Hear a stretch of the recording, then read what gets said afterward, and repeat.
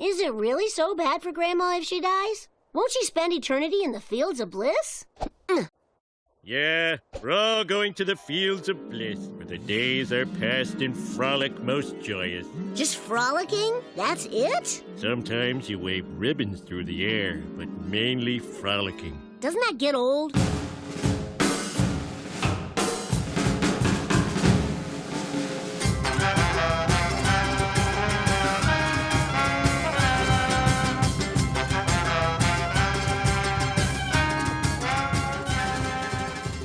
Welcome to Amusing Jews, where we celebrate Jewish contributors and contributions to American popular culture.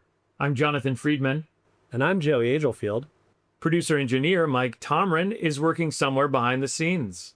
Amusing Jews is a project of Adat Chaverim, Congregation for Humanistic Judaism, the Jewish Museum of the American West, and Atheists United Studios. Hey, Joey. What if we knew for certain that an afterlife exists, but only for the genetic few? A new novel by today's guest explores this question and its dystopian implications. We're delighted to talk with Don Schechter, an author, filmmaker, and film and media studies professor at Tufts University. His debut novel is Ascendants. Don, welcome to Amusing Jews. Thanks for having me. Happy to be here. You're a lifelong fan of speculative fiction. What appeals to you about the genre? Part of it is just cultural with my family in that I grew up and my father and my older brother were watching Star Trek one day for a while. And I was like, this is slow and boring. I don't get it. Can we watch something else? And then somehow it stuck. And I do that now with my son as well. Number one, it allows us to tell stories about what we're thinking about right now, right? So when you look at sci-fi throughout history of sci-fi, which isn't that long, right? 130 years or so. You know, you're able to look at the stories of sci-fi that were written at the time and see it as a reflection of what people were doing then. Or like, let's go with the Star Trek example, like in the 60s, all about the upheaval and societal issues with racism and cultural and identity, and allowed you to tell stories in a way that wasn't confrontational to people who weren't ready to have those conversations. So you're able to say, oh, you know, it's the classic black and white, one side, white on the other side, and white on one side and black on, that thing. But what it also does is it allows society, and this is something I've been researching and looking at the last few years, it allows society to rehearse a potential future. So it's not just about what's happening right now in our society, or if you look at sci-fi from 20 years ago, it's about where are hidden anxieties and what's coming, and allows us to say, okay, if this thing that's coming in our future came today, how would we all act and behave, right? Like, and I've been charting this sort of, this is gonna be a long story, guys, but I've been charting this sort of history, a research project where even going back to like post-war, so post-World War II era, like the 50s were all about the atomic age, surviving and living the atomic age, and so it was the fear of that, the atomic bomb coming, and it was the fear of, in the US, of like outside ideology, communism coming in and disseminating and, converting our youth, like Invasion of the Body Snatchers or something like that. Then in the 60s and 70s, it moved on to like stories about ecological disasters of the future, when the sort of planet Earth as a whole became, the beginning of like climate change issues, and also about racism and immigration. Like I was born in 79. I grew up with like Alien Nation, and like Soylent Green. And these were things about, again, environment and racism. Planet of the Apes is all about racism. And then what I love is like one of the inspirations for my book Ascendants was actually a movie called Strange Days. It's all about what happens at the turn of the century. And it's about memory and who controls technology. And it was, I remember, like, I even had a job where I was compliance for Y2K for a company. We thought planes were going to fall out of the sky. So for like, not a decade, but almost a decade, everyone's like, oh my God, the computers are going to collapse. The infrastructure that we don't quite understand is going to die, right? So then all the stories were kind of about conspiracies of infrastructure and Y2K fears. We survived that. 2000 came, right? And everyone's like, oh, we survived this apocalypse that never happened. Great. So let's go back and have a little bit of nostalgia. Let's look back at how we got to the future. So a show like Star Trek Enterprise was developed, which ended up failing for a lot of reasons. But one of the reasons is it came out, I believe, right after, don't quote me on this, right after September 11th.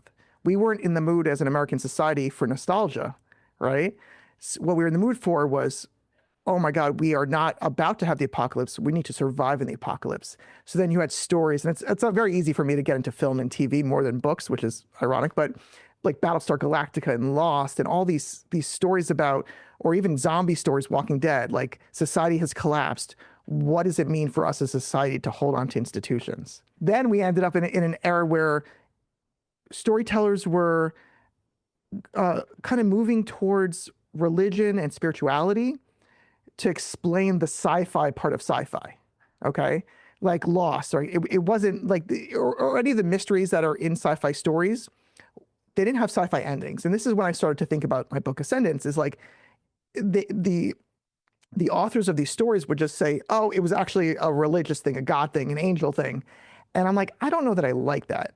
You know, I'm culturally Jewish, you know, but I'm not, you know, I grew up in a time, you know, I grew up in New York City. I was very connected to the city post 9/11, and like I was in my early 20s. And, you know, the sort of extreme ideologies that were really apparent at that time, or at least that like I think American society was asleep about until then, was sort of jarring for a young 20-year-old. And then we get to sort of the age of like AI and like robots coming, right? Which takes us to today, where we are the rate of technological innovation, especially with AI right now, is so vast, and so it just hitting us every few weeks. Something crazy is happening, not over the course of 10 years, that we don't know what the stories are going to be that reflect our current time. Like our stories right now can't keep up with the change of technology. So long-winded, that's kind of like an overview of what I'm looking at and what I'm currently studying and thinking about. But that's the reason I love sci-fi, which was the original question, is because it allows us to tell stories about, you know, who we are as a society. It allows you to tell stories about people in extraordinary situations and envision what, you know, me as a viewer, as a reader, would do in those almost seemingly impossible situations that are possibly going to happen to someone one day, maybe in the near future. Yeah, I think what you're saying too is at the core of any good story in general, and certainly sci-fi, is the human element. So even if, let's say, you know, a classic like Twilight Zone is dealing with the Cold War kind of hysteria and xenophobia, those stories are still very relevant because now we're in another age of xenophobia, and the same human emotions and psychology are in play. And one of my favorite examples of that is actually Ray Bradbury's The Martian Chronicles, because he didn't even try to make anything scientifically reasonable. There were people farming on Mars and doing all kinds of Earth things. I think he called it like Iowa on Mars or something like that. But they're so relatable as human stories. And, you know, what are humans going to do in these kind of situations, and how do people react to each other and behave in society, so that these stories can persist even beyond kind of the ridiculous premise that sometimes can appear. Right. And that was something that was important to me, is that when I was developing the story and the mythology of Ascendants, people have this misconception that sci-fi is all about some cool spaceship or weird technology. Like that was like the original germ of like, okay, there's this, I had an idea of a scene in my head, and it was pretty disturbing. I'm like, well, what does that mean? And then it took me 2 years to develop sort of the technology and what the world looked like. But that's not a story. Whether it's sci-fi or a romance or whatever, what do they do now? Not pickleball, romance, hockey, whatever, romance, whatever. It needs to be about, you know, people, about the relationships from person to person or person to institution, whatever. But it's about the people. So, you know, for me, it's like once I set up the sci-fi elements, I really had to focus on, well, what's the actual story? And then that's why like the heart of Ascendants is, you know, it takes you through different POVs. Different characters whose sort of adventures all kind of come together towards the end of the book, not the end, and propels the story forward. But it was important to me to have a family. So I've got like this fractured family. I've got a mom. She's a single mom doctor who's trying to sort of balance the world of ascendants and biomasses. And I've got her rebellious daughter who ends up being a major character, and her young daughter who becomes the target of the institution in the book. And it was about their trauma and their ability to get along or not get along with both the world around them that seems crazy to us as readers and each other. And that's one of the reasons, you know, they're Jewish in the book. That was important to me at the time of their genesis, is to give them that kind of identity. There's Muslims in the book and Christians and non-affiliated, because in the world of the book, there's not a lot of religion. And I really wanted to have a book and a story that commented on religion by making it about science, so that it wouldn't be offensive to people who hold religion dear. It was a way for them to think about that without being, attacked for it. Enjoying the show? Click like and subscribe. What can you tell us about your novel's division of society into ascendants and biomasses? Yeah, so the general conception is that, in this world, it's the near future, so it's not long from now. A very successful scientist and you discover this through the book, through a series of discoveries of technological innovations, seemingly discovers that first, that everyone can ascend. And what does ascend mean? Is that the Institute, this powerful organization, and I think we're all used to a handful of powerful technological organizations owning our futures in a way, is able to, quote, prove the afterlife. There's technology, how right now we're talking about people implanting themselves with chips, and things like that, to communicate with their devices. It starts with people on a global scale putting what's called packed bots in their system, but basically receivers and transmitters between people and technology all around. Well, think about, you're told there's an afterlife. You're told you're going to go to heaven, but you can't prove it. You don't know it. You just have to believe it. Well, now I can go into what's called a viewing room with other people. I can see someone, a volunteer, who's about to die, about to be euthanized, essentially. And the technology lets me experience their experience beyond their corporeal, their body, right? And get a glimpse of what happens. The technology allows you to see it, to feel it, to experience it so viscerally that you as a person cannot deny it. So the question is, what happens to society when everyone can go and physically be somewhere and experience what another person experiences when they die and a little bit after? What does that do to society? So that's part one. Part two is, well, now, because of a certain mythological, well, mythology is not the right word, but certain historical events that happen, it's then announced that we made a mistake in only a small percentage of the population. So think about the existential dread of people to be that close to like certainty of an afterlife, and the comfort of that for everyone, to now the dread of, no, only a small percentage can ascend. And so what do the ones who were, quote, chosen, the ones who can genetically ascend, how do they treat the people who can't? And how do the people can't, what do they do? And the book explores more things, like if you're an ascendant in any of those two time periods, like, does that make you happy? Does that make you say, you know what, I'm having a bad time with work or love? Do I just want to kill myself? And sorry for the gruesomeness, and ascend? What does it do with children? I mean, so there's a lot there to sort of think about how you and how society would react to something that's strong, kind of smacking in the face, and what would happen to religious organizations as well. And a certain kind of survivor's guilt, right? Knowing that you are the chosen. It could be, but the question is, would people really do that, or would they say, and I realize we're amusing Jews here, and we're talking about the chosen, so I don't mean in the Jewish context, but would people really have that guilt, or would they be like, no, I'm special, I was born this way? Which I think a lot of, not everyone, but I think a lot of people believe that regardless of their religion, and it's solely because of the religion they were brought up in, and they're like, no, I'm special, my people are special, you're not.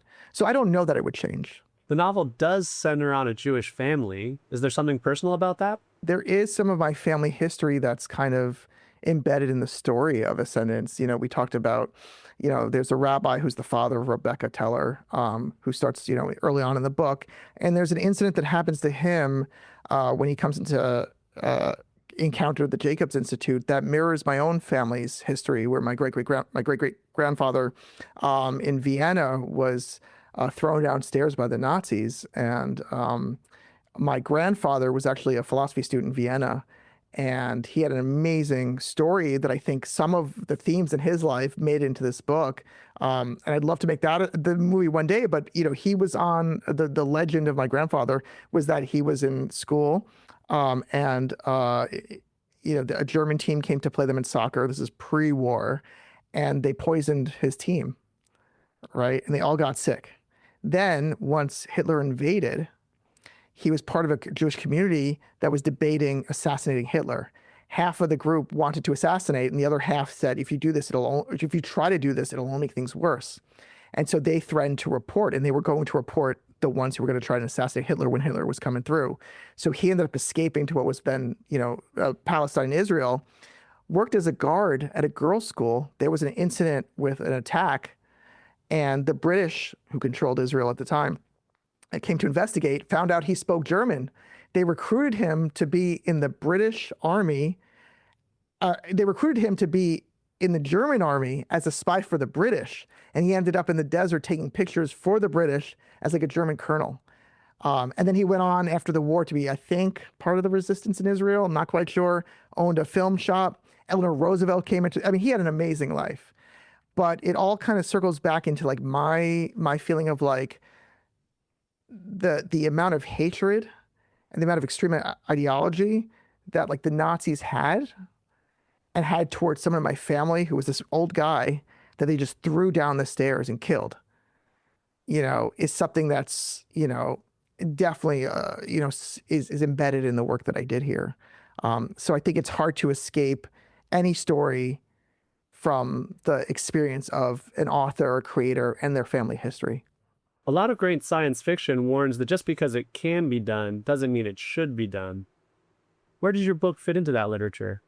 Yeah, it sounds like I could be anti-technology or anti-innovation, all that. I'm not. I'm like the first person. I was like one of the early people to get a Vision Pro. I love technology. I use AI all the time, hopefully responsibly. And it's not something that we can put in a box. It's like modern day, the calculator. There are people like, don't use it. You shouldn't use it. It's like saying my accountant shouldn't use Excel years ago because it does the math too fast or something like that.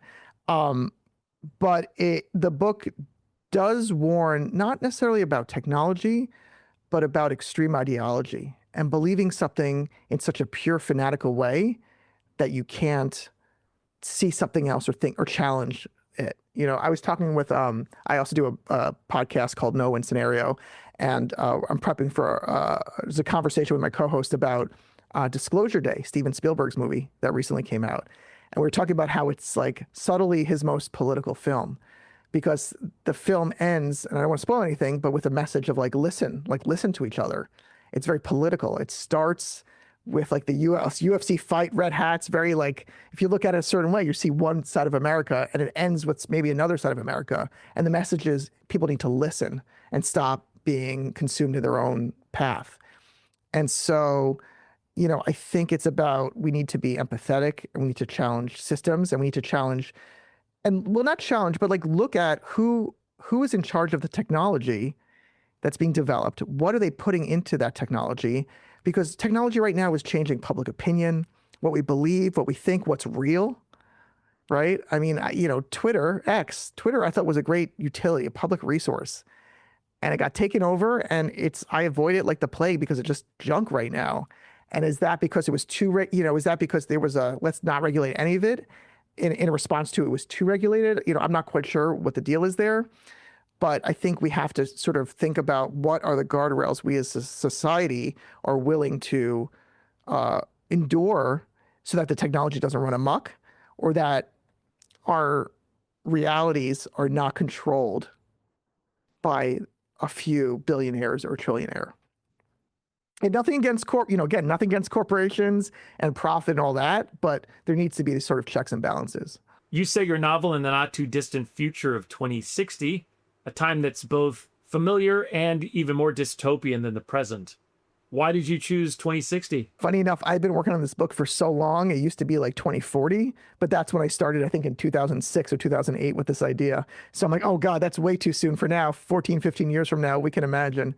The reason I chose something relatively soon is because the world of the book, even though there's this powerful institution, we can imagine that. I didn't want like some futuristic, unbelievable, spaceship faring society, because which is funny because I love Babylon 5. We were talking about Deep Space Nine before the show. I love those shows. So it's kind of funny that I'm not like a space traveling alien cast kind of thing. I wanted something that people could recognize and just port over like one idea, one germ of a tweak to society that would flip everything on its head, So it would be something that's like, whoa, what would happen to us right now in 2026 or 2027 if we were able to sort of tap into something? What would change? So there are things that are very different in that world in Ascendants, but a lot is very similar. There's still waiters and waitresses and schools and, cars that, pollute and things like that. People still eat normal. It's all that. It's just slight tweaks to make it more believable. It was important to me to write something that was like somewhat believable with this one more fantastical core idea. Yeah, and as you mentioned, there are still rabbis and imams and priests and so forth. Not a few. Like it starts off right away. I think I say I don't remember the exact line, but it's like a priest, a rabbi, and imam walk into a church. It sounded like an old joke. They're there, but they're far and few between. Because part of the conversation about this is that like, wow, could society really abandon organized religion so quickly?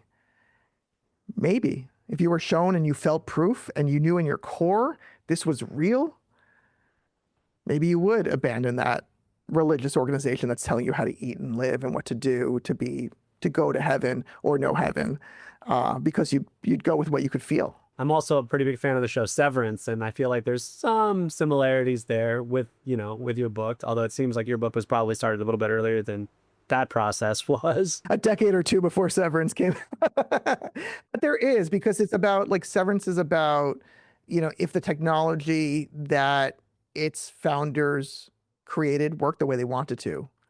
Right? It's very often, like Terminator, right, from a couple decades ago, was about technology run amok.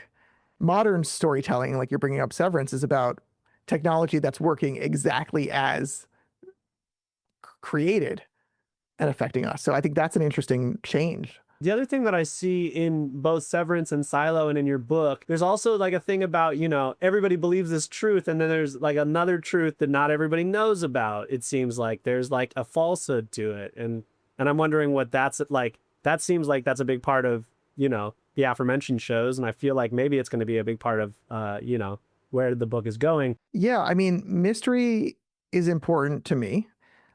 One of the things that was important to me when finalizing the novel, and it's gone through it's got a big history. It started out as a feature film script that I thought I could make, but then I couldn't find my own $80 million in 2008 to make it.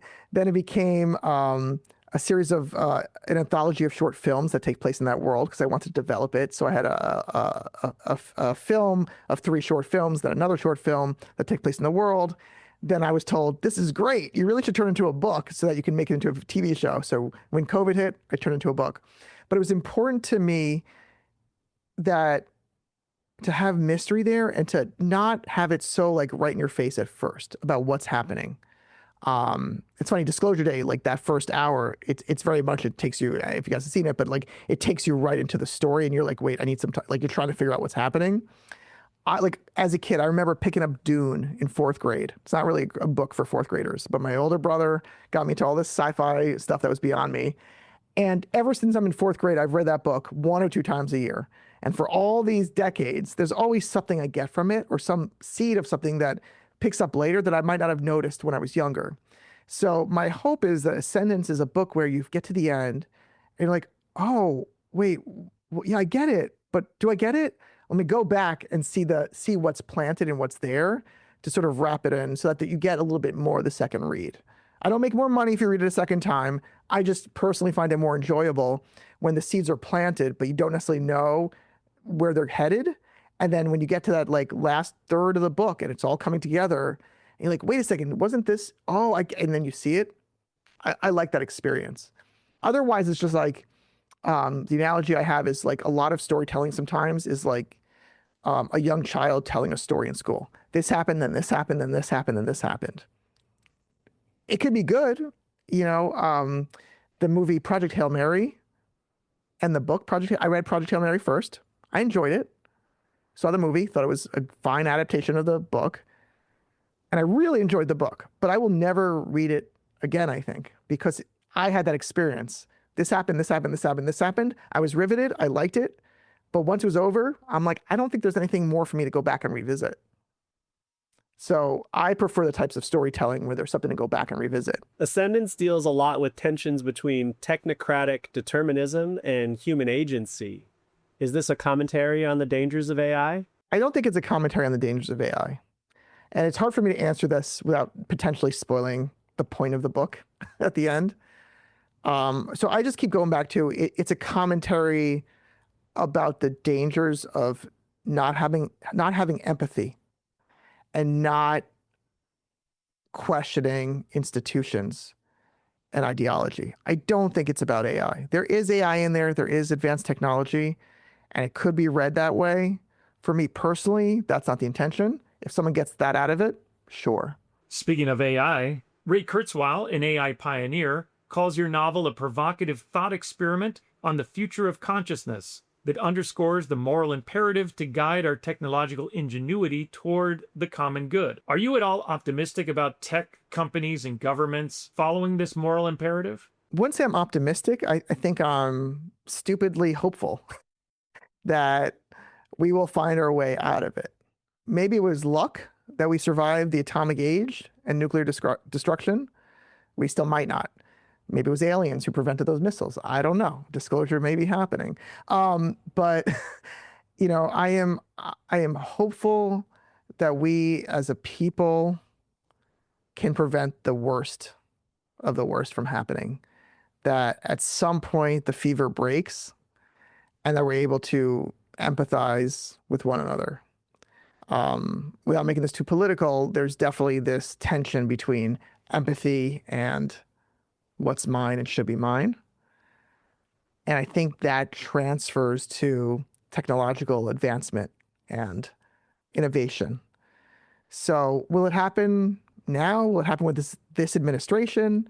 You know, governments are always they're lagging 20, 30 years in terms of regulation. Like, are we still talking about regulating, I don't know what, but we're not talking about regulating AI right now. Could, you know, a country decide to create and unleash an AI that just gets into a system and destroys everything? You bet. Am I hopeful that we survive that somehow? I think so. Am I optimistic? I don't know. Is hopeful and optimism the same thing? There might be a little nuance there.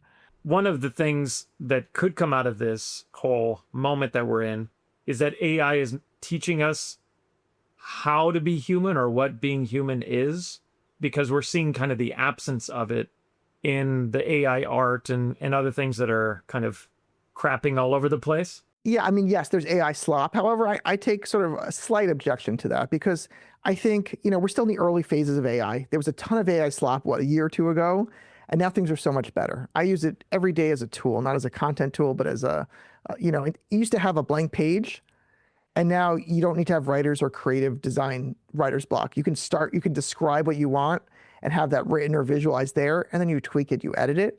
And I think that's a wonderful thing. I think what's interesting is that the AI might be telling stories for us. So that's part of it that's interesting.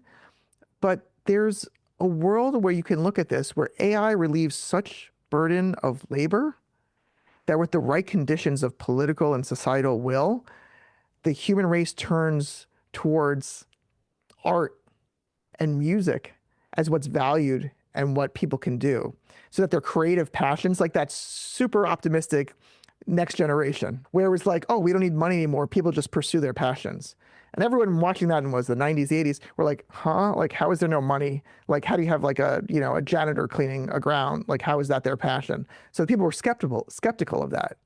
But if the technology can relieve us of some of those burdens and society appreciates that, then maybe we all can go out and survive and thrive,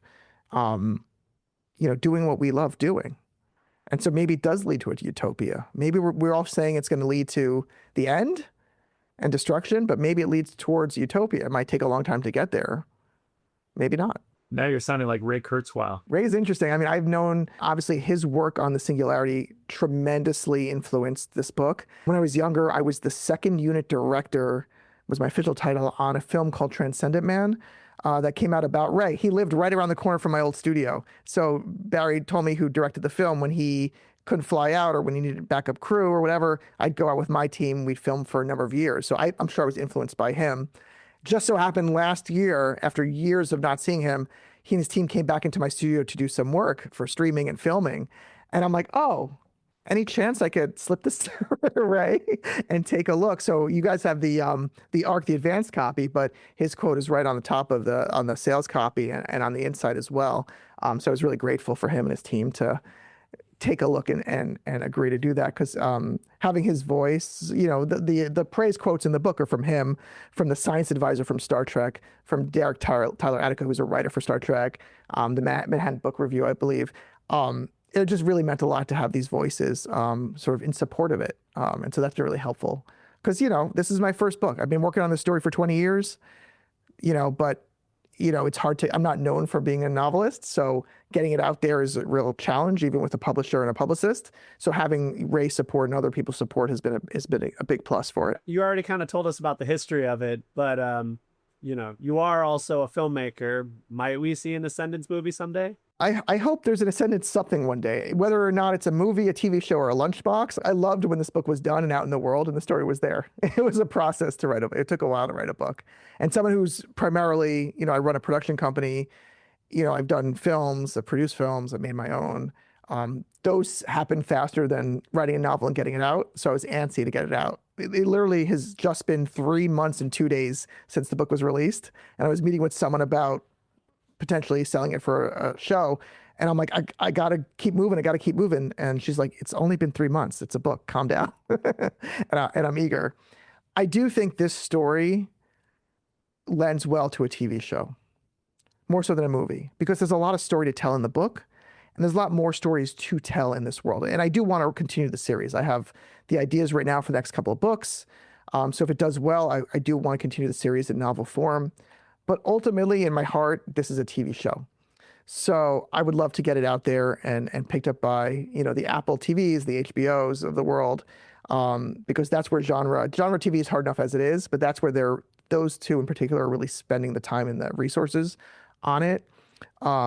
So that's kind of half of my time now beyond my job as Charles River Media CEO, as teaching when I teach, as podcast hosting, you know, beyond selling, trying to get the book out there and doing podcasts and all these things. I am trying to now get out there and get a team together to get this book optioned, because even I've had a lot of good reviews, a lot of great reviews from people. People called it, like an early reviewer called it a sci-fi Game of Thrones. I loved it. I don't think so one bit. I don't see the connection, but I will take it. It's great. It's a great quote. I printed it out. It'll be with me when I sign books on tables. But the reviews that were more critical, almost every single one of them has said this would work better as a TV show. I love the idea, but I don't like 4 characters or whatever it is. But this would be great on TV and I would watch it. So I have a slide deck and I have, these are the good reviews, and the next slide, these are the bad reviews. And they all say, make it a TV show, make it a TV show. This should be a movie. I'd love to see this on a screen. And so that is really great to see, because you can't expect every review to be perfect. But if people who maybe were mid, to quote my kids, on the book, still want the story and they want to see it visually, then I think that's a great sign. So I'm really hoping I can continue the conversations I had years ago, pre-COVID, about getting this seen on screens. Well, I hope it happens. Thank you. Thanks for joining us. My pleasure. I'm glad I was an amusing Jew. And to our audience, now back to your regularly scheduled lives. Amusing Jews is here to amuse you. If you like being amused, go ahead and click like and subscribe.